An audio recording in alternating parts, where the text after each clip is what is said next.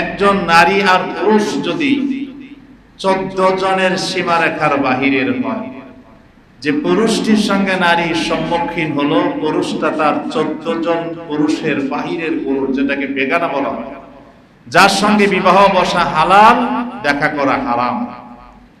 আর যে নারীতে সেই যুবক পুরুষের সামনে উপস্থিত হলো, সেই নারী যদি 14 জন নারীর হিসাবের সংখ্যার বাইরের হয়, দুজনের জন্যই পর্দা করা নফল নাকি মুস্তাহাব না ফরজ? কথা কয় না মুসলমান, জোরে বলবেন।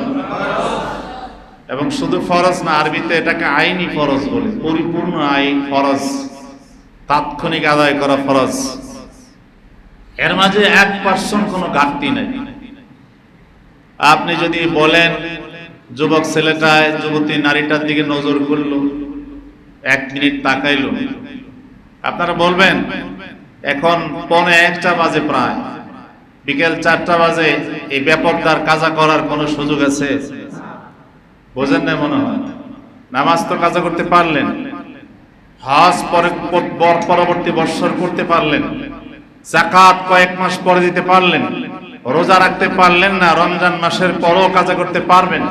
কিন্তু আজকের এই দুপুর বেলার আপনি যে ফরজ আইন, আল্লাহর বিধান, নিষেধাজ্ঞা, এই যে হারাম করে ফেললেন, বেপরদা করলেন, অন্য নারীর দিকে তাকালেন, নারী অন্য পুরুষের দিকে দৃষ্টি নিবদ্ধ করল, এটা কি পরবর্তীতে কোনো একটা নেক্সট একটি টাইমে পরবর্তী সময়ে কাজা ওঠানো কি সম্ভব? সবাই তো বললেন না। অনেকে মনে মনে বলতেছে হুজুরের সাবজেক্ট বুঝি খুঁজা পাইল না, মনে হয় এরকম ধারণা করতেছে। আরে ভাই, নামাজ এবং রোজার চাইতে সবচেয়ে ভেরি ভেরি ইম্পর্টেন্ট বিষয় পর্দা। জোরে কোন ঠিক না বেঠিক? সবচেয়ে ইম্পর্টেন্ট বিষয়। বেপর্দায় সমাজ সাইলাম। 5 ওয়াক্ত নামাজ জামাতে পড়ুয়া মানুষের বউ বাচ্চা বিবি মেয়ে বেপর্দার মধ্যে ঘুরছে, নিজেও পর্দা করে। যেই পরিমাণ নামাজি পাবেন সেই পরিমাণ পর্দাদার পাবেন না। আমি যা বলবো স্ট্যাট বলবো, কথা বুঝেন। বলবেন হুজুর আমাদের হুজুররা ভালো, আমাদের ভিতরে ভেজালের কোনো শেষ নাই। আমি একটা আইন বলে দিচ্ছি, মনে রাখবেন, এটা আমার জন্য, সকলের জন্য। যেই মৌলবীর ঘরে পর্দা নাই, নিজের কাছে পর্দা নাই, ঘরেও নাই, নিজের কাছেও নাই, ওই মৌলবীকে অনুসরণ করার কোনো দরকার নাই। কথা বুঝতে পেরেছেন? সাফ কথা, কেউ মনে কষ্ট নিলে এমনকি আমারও আইনে রাখেন, কোনো সমস্যা নাই। অতএব আল্লাহ রাব্বুল আলামিন পৃথিবীতে আমাদেরকে বুঝতে হবে, শুধুমাত্র গোটা দুনিয়াতে যত মানুষ বানিয়েছেন আর বানাবেন, সকল মানুষকে পুরুষ বানিয়ে দিতে পারতেন। জোরে কোন পারতেন কিনা? সব নারী বানাইতে পারতেন না? আল্লাহ কি বানাইলেন? নারী আর পুরুষ। তা আপনারা হয়তো বলবেন হুজুর হিজড়ারা কি করছে? কি কোন ঠিক না বেঠিক? আমরা দেখলাম ভিডিওর মধ্যে হিজড়ারা মিটিং করে, সাংবাদিক সম্মেলন করে প্রতিবাদ করেছে যে আমি ছিলাম পুরুষ, আরেকজন বলে আমিও ছিলাম পুরুষ, আরেক নারী হিজড়া বলছে আমিও ছিলাম পুরুষ, আমাকে জোর জবরদস্তি করে, আমাকে হাইজ্যাক করে, আমাকে মানসিক টর্চার করে মেডিকেল সিস্টেমে আমাকে বানানো হয়েছে হিজড়া বা নারী। নাউজুবিল্লাহ, তো কেউ বললেন না। এগুলো জোর করে। আর কেউ আছে টাকার ধান্দা করার জন্য, চাঁদাবাজির জন্য ইচ্ছাকৃতভাবে হিজড়া হয়। এটা কি জানেন? এইভাবে তৃতীয় একটি জীবন যাপন করার শরীর কোনো বিধান নাই। হিজড়াদের বিধান আমি এক লাইনে বলে দিই, যদি তার শারীরিক অঙ্গ প্রত্যঙ্গ বেশিরভাগ নারীর মতো হয়, ফিকার কিতাবের মাসালা ফকিহদের সিদ্ধান্ত হলো, শরীয়ত আইনের সিদ্ধান্ত হলো, সে পর্দা করে নারীর সঙ্গে থাকবে। আর যার শরীরের অঙ্গ প্রত্যঙ্গ পুরুষের মতো বেশি, সে থাকবে পুরুষের সঙ্গে পুরুষের মতো করে। কথা বুঝতে পেরেছেন? তাইলে এখানে তৃতীয় আরেকটা জাতি শরীয়ত সুযোগ দেয় নাই। কথা বলেন, দেয় নাই। হয় সে নারীর সঙ্গে থাকবে, নয়তো সে পুরুষের সঙ্গে থাকবে। শারীরিক গঠন, ভাব, নমুনা, চিন্তা ভাবনা, স্বভাব অনুযায়ী তাকে নির্বাচন করতে হবে এবং তাকে অবশ্যই এখান থেকে আলাদা করে তাকে একটা জাতির সাথে জীবন যাপন করবে। তৃতীয় কোনো জাতি পৃথিবীতে থাকার মতন শরীর কোনো আইন নাই। কথা বুঝতে পেরেছেন? এদের তো বাবা মা আছে, যেরকম আছে না? তাহলে তাদের বাবা মার সম্পত্তি তারা পায়, চাকরি করতে পারে, কাজ করে খেতে পারবে। একজন সাধারণ মানুষ এমএ পাস করলে যে চাকরি পাবে, হিজড়ারা চাকরি করলে এমএ পাস করে সেই চাকরি তো পাবে। কথা বলেন ঠিক না ঠিক? তাইলে সে এখানে চাঁদাবাজি করার ধান্দা করার তো কোনো দরকার নাই। আপনাদের রূপগঞ্জ, বরাবর, তারাব এগুলো তো মানে হিজড়ার উপদ্রব নাই মনে হয় নাকি?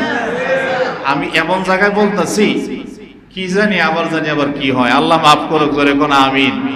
আমি আজ পরিষ্কার করে বলি, কোন হিজড়াকে চাঁদা দিবেন না, প্রতিরোধ করবেন, বলেন ইনশাআল্লাহ।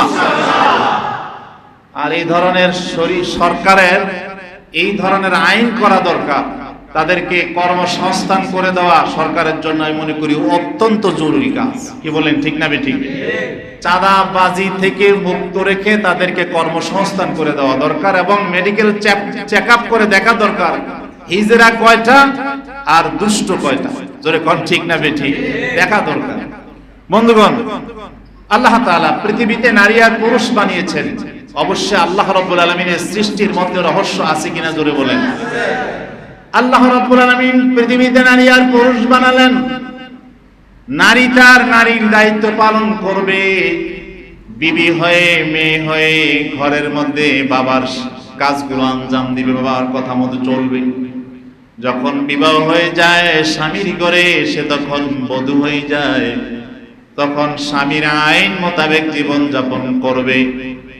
আর এক সময় যখন বয়স প্রাপ্ত হয়, তখন দেখা যায় সন্তানের মা। পরবর্তী চতুর্থ স্টেপ হলো সে হয়ে যায় দাদি বা নানি।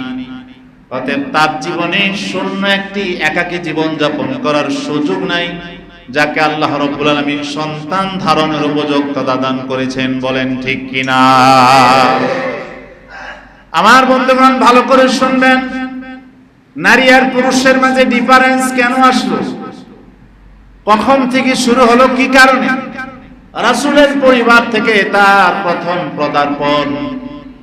হযরত আনাস রাদিয়াল্লাহু তাআলা আনহু একটি লম্বা হাদিস বলেছেন, ওই আরবিটা বললে অনেক সময় লাগবে, লিখে আনলো জায়গা লাগবে। বাংলাটা শুনেন। আনাস বলেন, আল্লাহর হাবিব হযরত জায়নাব রাদিয়াল্লাহু তাআলা আনহাকে বিবাহ করলেন। বলেন আলহামদুলিল্লাহ। বলবেন হুজুর এখানে আলহামদুলিল্লাহ ১৫০০ বছর পরে বলার দরকার কি? রাসূল পাক সাল্লাল্লাহু আলাইহি ওয়াসাল্লাম একটা বিয়ে করেছেন নাকি একাধিক করেছেন?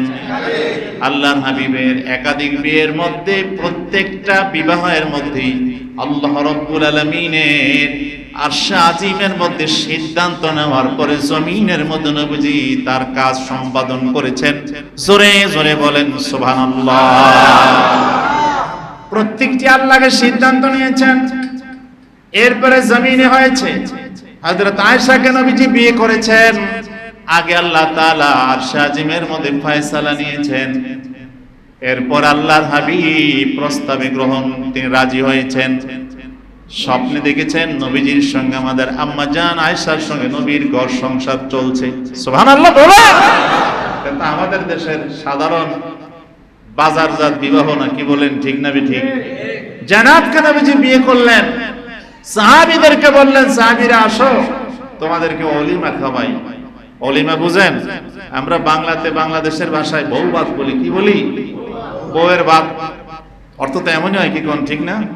অলিমা। নবী সকল সাহাবীদেরকে দাওয়াত দিলেন, সাহাবীরা দাওয়াত খেতে আসলেন। রাসূলুল্লাহ সাল্লাল্লাহু আলাইহি সাল্লাম খাওয়ার জন্য একটা ছাগল রাখলেন, এটাই, আর রুটি ফুটি বানালেন। সাহাবীরা ইচ্ছে মতো খেয়ে দেয়, সবাই সর্বশান্ত হলেন। সাহাবীদের মধ্য থেকে কিছু সাহাবী চলে গেছেন, বাকি সাহাবীরা নবীজির ঘরের মধ্যে আছেন। আর এখানে আড়াল করে হযরত জায়নাবকে রাখা হয়েছে। এখন যেহেতু বিবাহ করলেন, অলিমার কাজ সম্পাদন করলেন, রাসূলের দায়িত্ব হচ্ছে স্ত্রীর খবর নেওয়া। কথা বলেন ঠিক না ঠিক? নাকি চট্টগ্রাম একটা, সিলেট একটা, আর একটা ময়মনসিংহ, আর একটা নেত্রকোনা, আর একটা খুলনা, আর একটা বরিশাল করে আরেকটা দিব, কি কোন ঠিক না ঠিক? খবর নেওয়ার দরকার নাই। এই ধরনের বিবাহতে ইসলাম কোনোভাবেই সমর্থন করে না। একাধিক বিয়ে ইসলাম জায়েজ করেছে, একসাথে 4 জন রাখতে পারবে, কিন্তু অবশ্যই বিধিবদ্ধ নিয়ম শর্ত মানতে হবে, পারলে করবা, না পারলে তোমারে কেউ এখানে মাতবাড়ি করতে দেয় নাই। কি কোন ঠিক না বে ঠিক? আল্লাহ বলছেন ওয়াহিদাতান, তাইলে একটাই করবে, না পারলে দুইটা তিনটা দরকার নাই। কি বলেন ঠিক না বে ঠিক? আমার বন্ধুগণ, আল্লাহর হাবিব যখন দেখলেন সাহাবীরা সবাই নবীজির ঘর ছেড়ে যায় নাই, অত্যন্ত গুরুত্বপূর্ণ হাদিসের মধ্যে ঘটনাটা আসছে, ভালো করে শুনেন। রাসূল পাক সাল্লাল্লাহু আলাইহি ওয়াসাল্লাম লজ্জায় বলতে পারেন না, তোমরা চলে যাও, আমি জায়নাবের খবর নিব। এইজন্য আল্লাহর হাবিব নিজে বেরিয়ে গেলেন যাতে করে সাহাবীরা এখান থেকে বেরিয়ে যায়। কিন্তু আল্লাহর নবী দেখলেন সাহাবীরা অনেক অনেক গল্প স্বল্প আলোচনা করতেছে। যেই কোনো বিয়ের মধ্যে গেলে দেখবেন একদল টেবিলের মধ্যে গোল হইয়া বৈশা মেয়ের খবর লয়, ছেলের খবর লয়। এই মেয়ের বাবার বাড়ি কোথায়, দাদার বাড়ি কোথায়, এরপরে খবর লয় নানার বাড়ি কই, এরপরে মামাই কই বিয়ে করছে, খালারা কই বিয়ে করছে। জোরে কোন ঠিক না বেঠি? আল্লাহর হাবিব কতক্ষণ ঘুরে ফিরে এসে দেখলেন না, তারা এখনো গল্পের মধ্যেই লিপ্ত। নবীজি একটু চুকি মেরে ফিরে চলে গেলেন। সাহাবীরা কষ্ট পাবে সেই জন্য বললেন না। এরপরে আবার আসলেন, আয়েশা দেখেন তিনজন এখনো আছে, বাকি সাহাবীরা সব চলে গেছে। তারা গল্পের মধ্যে মত্ত, এমন ভাবে গল্পের মধ্যে আছে মনে হয় উঠবে না। আল্লাহর হাবিব সাল্লাল্লাহু আলাইহি ওয়াসাল্লাম ফিরে যাবেন দেখি হযরত আনাস বললেন, দেখো নবীজি একবার গেলেন, আবার আসলেন, আবার গেলেন, আবার আসলেন। তোমরা বসে আছো, রাসূলের মনে হয় ডিস্টার্ব হয়, নবী পছন্দ করেন না। আর আল্লাহর হাবিব যা পছন্দ করেন না, আমার মাওলাও তা চয়েস করেন না। ওই সাহাবীরা উঠে চলে গেলেন। এই অবস্থায় আল্লাহর নবী ভিতরে প্রবেশ করবেন। হযরত আনাস বলেন, আমিও নবীজির সঙ্গে রওনা করেছি, ভিতরে যাব। হযরত আনাস রাদিয়াল্লাহু তাআলা আনহুর বয়স নবীজির কাছে আসার সময় ছিল 10 বছর। হযরত জায়নাবের বিয়ের সময় আনাসের বয়স কত হাদিসে আসে নাই, কিন্তু হযরত সুফিয়ার বিয়ের সময় হযরত আনাসের বয়স ছিল 15 বছর। বুঝা যায় তিনি উপযুক্ত না হলেও শরীয়ত মানার বয়স হয়ে গেছে। আল্লাহর হাবিব হাতে এমনি করে তাকে বাধা প্রদান করে পর্দা টেনে দিলেন। টেনে দেওয়ার পর আনাস বললেন, বাইরে রয়ে গেলাম। আল্লাহর হাবিব কিছু সময় পরে বেরিয়ে এসে বললেন, সাহাবীরা রে, তোমরা হয়তো মনের মধ্যে কষ্ট নিবা, আজকে আমি তোমাদেরকে মনে হয় বিরক্ত করেছি। এ সাহাবীরা যত কষ্ট পাই না কেন, যত ব্যথা পাই না কেন, কুরাইশিরা যত আমারে রক্তাক্ত করেছে রে, আর আমি যখন তোমাদের চেহারার দিকে তাকাইতাম, আমার আল্লাহ আমার দিলের তামাম ব্যথাগুলোকে সঙ্গে সঙ্গে দূর করে দিতেন। কিন্তু আমি তোমাদেরকে এখন এখানে থাকতে দেই নাই, কারণ আমার দিল বলে শরীয়ত আসতেছে, পর্দার ব্যাপারে কঠোর আয়াত আসছে। আল্লাহু আকবার। হযরত আনাস সবাইকে নবীজি ডেকে বললেন, এইমাত্র সূরা আহজাবের মধ্যে আল্লাহ তাআলা একটি লম্বা আয়াত নাজিল করলেন। লম্বা তো অনেক লম্বা, মোটামুটি মধ্যম ধরনের একটা সূরার সমান। আল্লাহ বললেন, ইয়া আইয়ুহাল্লাযীনা আমানু, ও ঈমানদারেরা। সেই যুগে ঈমানদার ছিল, এখনকার যুগের ঈমানদারেরা নয়। ওই যুগে আল্লাহ যাদেরকে ঈমানদার বলে ডাক দিয়েছেন, সেই যুগের ঈমানদার ছিল আমার নবীর কাছে ঈমান নেওয়া সাহাবীরা। কি কোন ঠিক না বেঠিক? ওই যুগে যাদেরকে আল্লাহ ঈমানদার বলে ডাক দিয়েছেন, তারা হচ্ছেন রাসূলের সামগ্রিক সাহাবীরা। জোরে কোন সুবহানাল্লাহ। ইয়া আইয়ুহাল্লাযীনা আমানু, হে ঈমানদারগণ, লা তাদখুলু বুয়ুতান নাবিয়্যি ইল্লা আন ইউযানা লাকুম ইলা তুআমিন গায়রা নাযিরিনা ইনাহ। ও সাহাবীরা, তোমরা যদি কোনো খাবারের প্রয়োজনে যে তোমাদেরকে ডাকা হয়েছে গিয়েছ, শুনে রাখো, অনুমতি পেতে রেখে আমার নবী অনুমতি না দিলে আজ থেকে আমি তোমাদেরকে এই ব্যাপারে আইন করে দিলাম। আমার নবীর ব্যক্তিগত খাস কামরায় হুজরা শরীফের মধ্যে তোমাদের প্রবেশ করা নিষেধ করে দিলাম। নিষেধ। এটা আমার রাসূলের জন্য নির্দিষ্ট নয়, পৃথিবীর তামাম মানুষের জন্য আইন একটাই।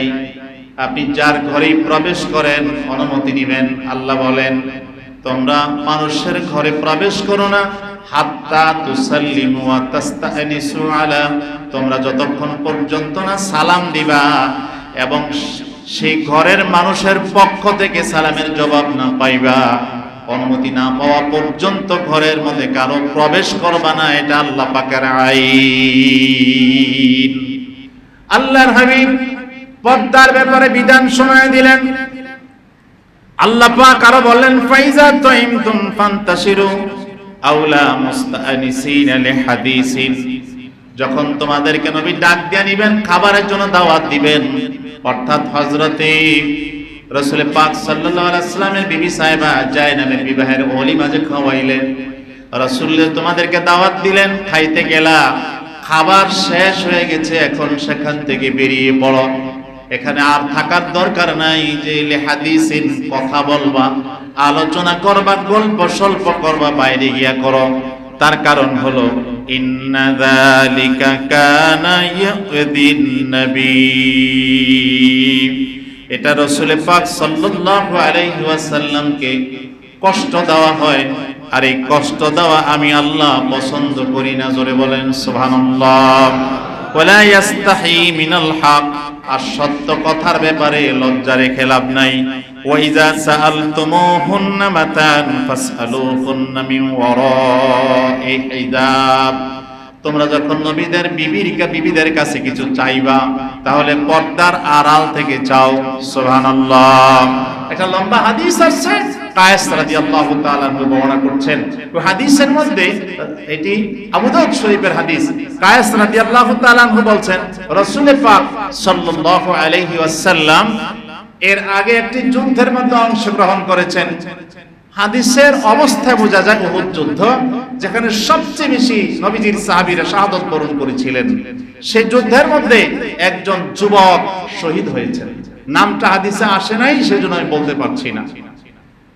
একজন মা তার পুত্র শোকে রাসূলের সঙ্গে দেখা করতে আসছেন, তার সন্তানের ব্যাপারে নবীজির কাছে বলতে আসছেন তার মনের দৈন্য দশা, দুর্বলতা। আসার সময় সাহাবীদের সামনে পড়লেন, জিজ্ঞাসা করা হলো কে? তিনি বললেন আমি অমক শহীদ যুবক, যিনি গত যুদ্ধে শহীদ হয়েছেন, আমি সেই তরুণ যুবক শহীদের আমি হলাম মা। সবাই আশ্চর্য হয়ে গেলেন। আর এই নারীর কিতাবে আসছে তিনি মুতানাক্কিনা, তার নেকাব পরা, তার চেহারা এমন ভাবে ঢাকা, শরীর তো দেখা যায় না, চেহারাও ঢাকা।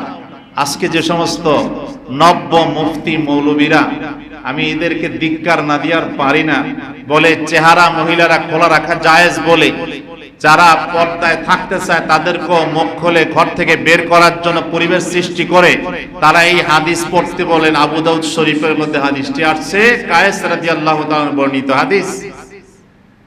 যেই নারী মুখ ঢেকে আসছেন, ইসলামী শরীয়ত এমন কোন বিধান রেখে যান না যা অস্পষ্ট।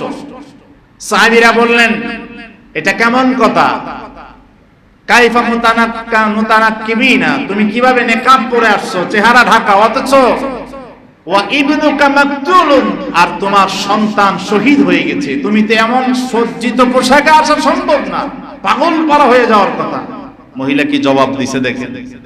তিনি বললেন আমার সন্তান শহীদ হয়ে গেছে, আল্লাহর রাস্তায় সন্তান শহীদ হয়ে গেছে, খুশি হয়ে গেলাম, কিন্তু সন্তান হারায় যে আমি সাংসারিক যে বিশৃঙ্খলায় পড়ে গেলাম, এটা আমার জন্য একটি সাময়িক কষ্ট, আমি আখিরাতে তার বিনিময়ে পাওয়ার অপেক্ষায় রইলাম। কিন্তু এর ফাঁকে যদি পর্দার মতো বিধানকে আমি লঙ্ঘন করি, রাসূলুল্লাহ সাল্লাল্লাহু আলাইহি ওয়াসাল্লামের কাছে এভাবে খোলামেলা আসি, তাহলে এমন হতে পারে আল্লাহ এবং তার রাসূলের অসন্তুষ্টির কারণে এর চাইতে আখিরাতে আরো বড় ধরনের বিপদ আমার উপর আসবে। দুই বিপদ একসাথে নিতে চাই না। শেষ পর্যন্ত মহিলাকে রাসূলের সঙ্গে কথা বলার সুযোগ করে দেওয়া হলো। বললেন ইয়া রাসূলুল্লাহ ওয়া ইয়া হাবিবাল্লাহ, আমার ওই সন্তান সম্পর্কে জানতে আসছে, আমার সন্তান নাকি শহীদ হয়ে গেছে। আল্লাহর হাবিব বললেন সমস্ত শহীদগুলো যা শহীদ হয়েছে প্রত্যেকের আমলনামায় একজন শহীদ হয়েছে একজনের শাহাদাতের সম্মান মর্যাদা লেখা হবে। কিন্তু আল্লাহ পাক তোমার সন্তানের আমলনামার মধ্যে 2 জন শহীদের মর্যাদা লিখে দিবে। আরো জোরে জোরে কোন সুবহানাল্লাহ। মহিলাটি বললেন কেন? আল্লাহ হাবিব বললেন, এই হাদিসের ব্যাখ্যা আমি অনেক খুঁজে পাই নাই। নবীজি বললেন, কাতালাহু আহলুল কিতাব, তোমার এই সন্তানকে শহীদ করেছে আহলে কিতাবেরা, ইহুদিরা। এই জন্য তাদের সঙ্গে সে যে লড়াই করেছে একা একা, আল্লাহ রাব্বুল আলামিন তার দিকে তারে নজরানা দেখে মাবুদ খুশি হয়ে বলছেন, নবী আমার 2 জন শহীদের শাহাদাতের মর্যাদা কিয়ামতের দিন আপনার এই সাহাবী পাবে। এটা হাদিসটা এজন্য বললাম, আল্লামা আশরাফ আলী থানভী রাহমাতুল্লাহ আলাইহি একটা লিখিত কিতাব আছে, সেখানে তিনি হাদিসকে দলিল আকারে উপস্থাপন করেছেন। এবং ভারতের বিশিষ্ট লেখক, যদি কিতাব যদি ইন্ডিয়াতে আপনি খুঁজেন 100 কিতাব খুঁজলে দেখবেন 40টাই তার লেখা। তিনি হলেন আল্লামা আশিকি ইলাহি বুলন্দ শহরী। তার একটা কিতাব তিনি লিখেছেন, সেখানে মত পেশ করেছেন, ফিকার মত, নারীদের সারা শরীর ঢেকে রাখা যেমন ফরজ, চেহারা ঢেকে রাখা তার আগে ফরজ। সুবহানাল্লাহ। মেয়ে বিবাহের জন্য দেখতে গেলে আগে কি মেয়ের পা দেখেন? ছেলের জন্য বউ দেখতে গেলে আগে পাও দেখেন না চেহারা দেখেন? হাত পাও তো আগে দেখেন না? যদি চেহারাটা পছন্দ হয় এবার কোন যে আঙ্গুল 5টা ঠিক আছে কিনা দেখে লই, কি কোন ঠিক না বেঠিক। আর যদি গিয়া দেখেন যে গাল বেঁকা হয়ে রয়েছে, তাইলে পাও দেখার কোনো দরকার। তাহলে বোঝা যায় কি চেহারাটাই হলো আসল। কি বলেন, ঠিক না বেঠিক? তো চেহারাই যদি না ডেকে রাখে আমার বাবুনরা, তাদের ইজ্জত আবরুর হেফাজত করবে কিভাবে? রাসূলুল্লাহ সাল্লাল্লাহু আলাইহি ওয়াসাল্লাম হাদিসের মধ্যে ইরশাদ করেছেন, আবার আল্লাহ তাআলা কোরআনুল হাকিমে বলছেন, নবীও হাদিসের মধ্যে বলছেন 5টা আমলের কথা। একটা খুতবা এই বিষয়ে একটি খুতবা আমি মসজিদে দিয়েছিলাম। আজকে বলবো নারীদের জন্য আল্লাহ বলছেন 5টি আমলের কথা। নারীরাও সূরা আহজাবের মধ্যে একটি আয়াতে 5টি আমলের কথা বলছেন। যদি 5টি আমল করে, আল্লাহ বললেন নারীদের চরিত্র সুন্দর করব, তাদের গুনাহ মাফ করব এবং তাদেরকে কিয়ামতের দিন জান্নাতে প্রবেশ করায় দিব। জোরে কোন সুবহানাল্লাহ। এর মধ্যে একটা আমল হলো ওয়াকারনা ফি বুয়ুতিকুন্না। আল্লাহ বলেন 1 নাম্বার হলো তারা ঘরে বসবাস করবে, ঘরের পরিবেশে থাকবে। ওয়ালা তাবাররাজনা তাবাররুজাল জাহিলিয়াতিল উলা, এবং তারা জাহিলি যুগের নারীদের মতো চলাফেরা করবে না, বেহায়ার মতো। ওয়াকিমনাস সালাতা, নামাজ কায়েম করবে। ওয়াতিনাজ যাকাতা, যাকাত আদায় করবে যদি সম্পদের মালিক হয়। ওয়াতিআনাল্লাহ ওয়া রাসূলা, আল্লাহ এবং তার রাসূল অনুসরণ করবে। এই 5টা আমল যদি কোনো নারী করে, আল্লাহ বলেন ইন্নামা ইউরিদুল্লাহু লিইউযহিবা আনকুমুর রিজসা আহলাল বাইতি ওয়া ইয়াতাহহিরাকুম তাতহীরা। আল্লাহ তাআলা ওই নারীদের গুনাহ maaf করে তাকে পবিত্র, পুত পবিত্র বানায় দিবেন। জোরে কোন সুবহানাল্লাহ। আজকে আমরা নিজের মেয়ের চরিত্র নিয়ে বেপাকে আছি, স্ত্রীর চরিত্রগত বিষয় নিয়ে বিপাকে থাকি। একজন মানুষ ঘর থেকে বের হলো না, নারী ধরেন ঘর থেকে বের হলো না, ঘরের ভিতরেই রইল। আপনি কি জানেন ঘরের ভিতরে থেকে যে কত বেপরদা করা যায়? এটা কি জানেন? একটা স্মার্টফোন অ্যান্ড্রয়েড সেট থাকলে এই সেটের ভেতরে একজন নারী বা পুরুষ তার জীবনের অসম্ভব অগণিত অপরিসীম গুনাহ করে জাহান্নামে যাওয়ার জন্য যথেষ্ট হয় শুধু তার মোবাইলটা। আজকে যে বিশ্বকাপ খেলা চলছে, বিশ্বকাপ খেলায় যারা খেলছে, কে খেলা দেখে আসছেন আর কে দেখে আসছেন আমি জানি না। কি আপনারা কি খেলা দেখুন না নামাজি নাকি না দেখার নামাজি সেটা তো জানি না। বিশ্বকাপ খেলায় যে প্লেয়াররা প্লেইং করছে, আপনারা বলেন প্রত্যেকের পরনে কি নেসবে সাক পর্যন্ত পাজামা পরা নাকি হাফ প্যান্ট পরা? ইসলামী শরীয়ত সবাই কিন্তু বলবেন, না বললে মনে করব কোনো ভেজাল আছে। ইসলামী শরীয়ত কি এই ধরনের হাফ প্যান্ট পরার নারী তো দূরের কথা পুরুষকে সমর্থন করে? জোরে বলবেন করে নাকি? তাহলে ইসলাম কিভাবে ইসলামের পক্ষে কথা বলেন, কালিমার পক্ষে কথা বলেন, নিজকে মুসলমান দাবি করেন সারাক্ষণ, তারা বেহায়ার মতো হাফ প্যান্ট পরে খেলাধুলা করছে। সেই ছেলেদের খেলা দেখে পতাকা উড়ান। আমাকে একজনের প্রশ্ন করেছে, আপনাদের মসজিদের এক মুসল্লি হুজুর, খেলা দেখি না একটা দলকে সাপোর্ট করি, কিন্তু রোজা রাখা যাবে কিনা ওই দলের পক্ষে? আল্লাহর নাম নিয়ে কোন ইবাদত শুরু করলে, ভালো কাজ শুরু করলে আল্লাহর নাম নিয়ে তার ঈমান থাকবে না। নাউজুবিল্লাহ, ভুল বলছি। আল্লাহর নাম নিয়ে কোন গুনাহের কাজ যা হারাম, এমন হারাম কাজ যদি আল্লাহর নাম নিয়ে শুরু করে, যেমন চুরি করলো, পকেট থেকে টাকা চুরি করছে চোর, বিসমিল্লাহ করে পকেটে হাত দিল, নাউজুবিল্লাহ, তার ঈমান দিল। গরু চুরি করলো, আল্লাহ আমি যদি চুরি করতাম পারি, তুমি তৌফিক দাও, তাহলে কোরবানি দাও। কোন প্রকারের কোন সুযোগ নাই, স্টার্ট করলো ঈমান হারা কাজ। আল্লাহর সন্তুষ্টির কাজগুলো আল্লাহর নামে করবেন, এর মধ্যে বরকত নিহিত, বরকত ভরপুর। কিন্তু আল্লাহ সন্তুষ্ট নন হারাম কাজ আল্লাহর নাম নিয়ে শুরু করা ইসলামী শরিয়া কোনো সমর্থন করে না। এটা হালাল না হারাম বলেন? হারাম। দেখবেন খেলা শুরু করবে, এর আগে মিলাদ পড়ায় লয়, কি কোন ঠিক না বেঠিক? আপনারা দেখেন না, আমি দাওয়াত পাইছি গত ডিসেম্বর মাসে আমার এলাকা, আমি যে হাই স্কুলে লেখাপড়া করেছি, সেখানে আমাকে দাওয়াত দিল, ইনভাইট করলো যে 100 বছর পূর্ত অনুষ্ঠান করবে আমাদের স্কুলের বয়স হচ্ছে 125 না 26 বছর। আমি বললাম খারাপ কি, মিলাদ টিলাদ দোয়া টোয়া পড়াইলে মানুষ যেটাকে মিলাদ বলে, এটাই তো দোয়া, কি বলেন ঠিক না বেঠিক? মিলাদ বলে আমরা বিভিন্ন রকম এখন এটাকে পড়ে ফেলছি, কিন্তু তার মানে দোয়ার অনুষ্ঠান। তা আমি বললাম ঠিক আছে।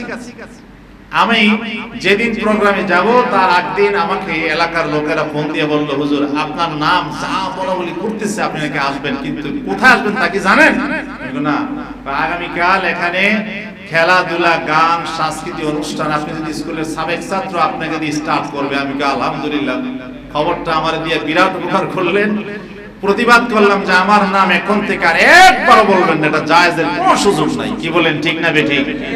আবার এটাও বলছে ধর্মীয় কাজ করবেন, আমার ডাকেন, আমি নিজে খরচ দিয়ে যাবো, এটা আমার প্রতিষ্ঠান। আমি এখানে একদিন হলো পড়াশোনা করেছি, প্রাইমারি থেকে হাই স্কুল পর্যন্ত। বাস, তারা এটার বিপরীতে আরেকদিন একটা দোয়া আয়োজন করলো, সেটাকে আমাকে নিয়েই ছাড়লো। সেখানে যেমনি যেমনি বলছি এমনি অনুষ্ঠান করেছে। বললো ওই দিন যে আসলেন না ভাই, বললাম যে কোন রকম হারাম কাজ আল্লাহর নাম নিয়ে শুরু করে, এটা আরেকটা বড় অন্যায়। অতএব বিশ্বকাপ খেলার কোন টিমকে জিতাবার জন্য রোজা রাখলে এটা ইমানদারের কাজ হতে পারে না। এই হারাম কাজ করবেন না, আল্লাহ মাফ করুন, বলেন আমিন। বলতেছিলাম আল্লাহর হাবিব সরকার দু আলম মুহাম্মদুর রাসূলুল্লাহ সাল্লাল্লাহু আলাইহি ওয়াসাল্লাম হাদিসে পাকের মধ্যে বলেন যে কোন মানুষ যদি পরনারীর প্রতি পুরুষ হয়ে নজর করে, আর পরনারী যদি পরপুরুষের প্রতি দৃষ্টিপাত করে, আল্লাহর হাবিব বলেন লাআনাল্লাহু, আল্লাহ তাআলা লানত অভিসম্পাত করেন আন্নাদিরা ওয়াল মানজুরা ইলাইহি, যে নজর করলো, যার দিকে দৃষ্টিপাত করলো। তাহলে বোঝা যায় পর্দা পুরুষের জন্য ফরজ, নারীর জন্য ফরজ। আর আমরা মনে করি মা বোনরা পর্দা করবে, আমরা ইচ্ছা মতো চলবো না। আমাদেরও পর্দার সীমারেখা আছে। আমাদের জন্য ইজ্জত আবরুরকে হেফাজতের দুইটা আইন আছে, দুইটা নিয়ম আছে। আল্লাহ কোরআনুল কারীম বলেন ইয়া আদামু ক্বাদ আনসালনা ইলাইকুম লিবাসান ইউরি সাওআতিকুম ওয়ারিশা ওয়ালিবাসুত তাকওয়া যালিকা খায়র। আল্লাহ বলেন তোমাদের শরীর দেখার পোশাক একটা, লেবাস একটা, আর একটা হলো আল্লাহ ভীতির তাকওয়ার পোশাক। আল্লাহ বলেন শরীর দেখার পোশাক এটাও ইবাদত, এটাও সওয়াব, কিন্তু অন্তরে আল্লাহর ভয় রেখে, নিজকে অন্তরে আল্লাহর ভয় দিয়ে পোশাক পরিধান করা তাকওয়ার পোশাক। আল্লাহ বলেন যালিকা খায়র, এটা অনেক উত্তম কাজ। তাহলে দুটাই করতে হবে। পোশাক দিয়ে শরীর প্রয়োজনীয় জায়গা ঢেকে রাখতে হবে নারী পুরুষ সবার জন্য। আরেকটা হলো অন্তরে আল্লাহর ভয় তাকওয়া লালন করতে হবে, যাতে করে আমার নজর যেন খারাপ দিকে না যায়। আল্লাহ রাব্বুল আলামিন আমাদেরকে সমস্ত নজরে পূজা খারাপ দৃষ্টি থেকে আমাদেরকে বাঁচার তৌফিক দান করুন। আমার বন্ধুগণ, শুধুমাত্র জীবিত মানুষের সঙ্গে পর্দা করবেন তা না, এমনকি পরপুরুষের কবরের পাশে গেল নারীকে পর্দা করে যেতে হবে। বাবাকে গোরস্থানে কবর দিয়েছে, আর আমরা জিয়ারত করতে গেলে দেখি বড় বড় গোরস্থানগুলোতে অসংখ্য নারীরা বাবার কবর জিয়ারত করতে আসছে, মাথার মধ্যে ঠিকমতো কাপড়টাও দেয় নাই। এই ভুলটা দেশের সবচেয়ে বড় ভুল। রাজনৈতিক নেতা নেত্রীরা কিছু কিছু আছে আর কি কোন ঠিক না বেটি, সবচেয়ে বেশি জিয়ারত করতে যাইতাছে, কোন রকম একটা বিড়ালের লেজ মাথা থুয়ে দিছে, এটা ইসলামী শরীয়ত সমর্থন করে না। আর সেখানে গেলে যদি অগত্যা যেতে মন চায় বাবার কবর জিয়ারত করব, নারীরা গিয়ে জিয়ারত করার শরীয়তের কোনো সমর্থন নাই, কিন্তু যেতে চাইলে অবশ্যই ঢেকে সারা শরীর পর্দা আবৃত করে যাবেন। হাদিস বলছি, হযরত আয়েশা সিদ্দিকা রাদিয়াল্লাহু তাআলা আনহা বলছেন যে আমি রাসূলুল্লাহ সাল্লাল্লাহু আলাইহি ওয়াসাল্লাম যেখানে শুয়ে আছেন, এটাই তো হযরত আয়েশা রাদিয়াল্লাহু তাআলা আনহার হুজরা শরীফ, সেখানে আমি যখন প্রবেশ করতাম সেখানে গিয়ে আমি মুখের কাপড় সরিয়ে ফেলতাম, কেননা ওয়া ফিহি জাওজি, সেখানে আমার স্বামী শুয়ে আছে। সুবহানাল্লাহ। এরপর আমার আব্বাকে কবর দেওয়া হলো নবীজির পাশে। এরপর আমি ঢুকতাম, ঢুইকা চেহারা খুলে ফেলতাম, কারণ ভিতরে ফিহি জাওজি ওয়া আবি আবু বকর, সেখানে আমার স্বামী আছেন আল্লাহর রাসূল, আর আমার বাবা আবু বকর ঘুমায় আছেন। দুজন আমাকে দেখলে কোনো গুনাহ হবে না, তাকওয়ার ক্ষতি হবে না। সুবহানাল্লাহ। কিন্তু এরপরে যখন ওমরকে দাফন করা হলো, আমার আব্বা আর আমার স্বামীর পাশে, রাসূল পাক আর আবু বকরের পাশে ওমরকে যখন দাফন করা হলো, সেদিন থেকে আমি আর কোনোদিন হুজরার মধ্যে কবরের এরিয়ার মধ্যে প্রবেশ করলে চেহারা খোলা রাখি নাই। এর কারণ হলো মিন হিজাবে ওমর, মিন হায়ায়ে ওমর, ওমরের প্রতি লজ্জায় মুখ খুলতাম না। সুবহানাল্লাহ। তাহলে নারীরা কবরস্থানে যাওয়ার ব্যাপারও পর্দার আইন আছে। মৃত মানুষের সঙ্গে পর্দা করে চলতে হবে, এটা হাদিস আমাদেরকে শিখায়। আল্লাহ আমাদেরকে বোঝার তৌফিক দান করুন, বলেন আমিন। হযরত আলী কাররামাল্লাহু ওয়াজহাহু, বলেন আমিন। আলী রাদিয়াল্লাহু তাআলা আনহু ফাতেমার পাশে বসে আছেন। ফাতেমা রাদিয়াল্লাহু তাআলা আনহা তখন মৃত্যু শয্যায় শায়িত।